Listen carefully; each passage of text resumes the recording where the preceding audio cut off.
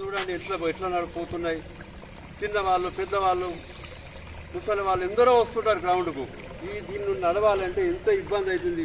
కాలు జారి ఇలా పడ్డదంటే వాడి పరిస్థితి ఏంది.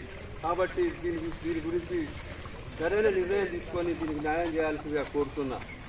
మామూలు వరద కాదు, ఎప్పుడో రాత్రి కొట్టింది వర్షం, అయినా ఇప్పటికి కూడా ఇంకా వాడుతూనే ఉన్నది వరద. అంటే ఎక్కడి నుంచి వస్తున్నా, ఏమవుతుంది, కనీసం దీని గురించి సరైన నిర్ణయం తీసుకోవాలి. లేకపోతే ఇది ఏంటి పరిస్థితి. ఈ గ్రౌండ్కి ఇంతమంది దాదాపు ఒక 100 మంది వస్తున్నారు. ఈ 100 మంది ఎవరికో ఒకరికి ఇబ్బంది దారి పడితే తప్పని పరిస్థితిలో మరి కాళ్ళు చేతులు ఇరిగే పరిస్థితి ఉన్నది.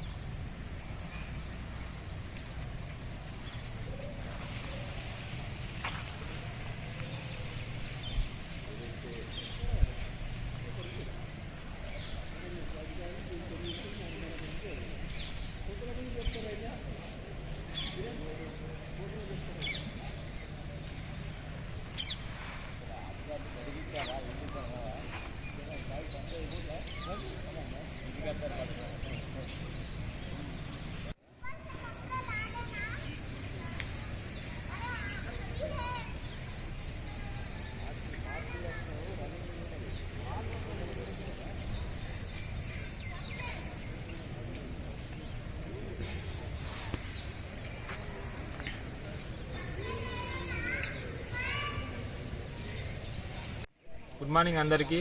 వర్షాల కారణంగా చెన్నూరు హై స్కూల్ గ్రౌండ్ చుట్టుపక్కల పరిసర ప్రాంతాల వల్ల ఆ వరద డ్రైనేజ్ మొత్తం చెన్నూరు హై స్కూల్ గ్రౌండ్కి రావడం వల్ల ఈ గ్రౌండ్ అనేది ఇలా వరదగా మారిపోయింది.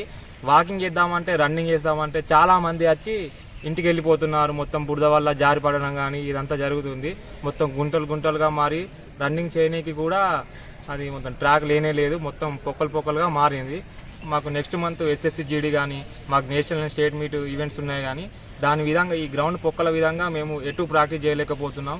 దాని విధంగా మేము జాబ్ కోల్పోయే అవకాశం ఉంది, లేకుంటే మాకు స్టేట్లో మెడల్ రాని అవకాశం కూడా ఉంది. అట్లా ఇబ్బంది పడుతున్నాం. అధికారులు స్పందించి గ్రౌండ్ని మరమ్మతులు చేయాలని కోరుతున్నాం.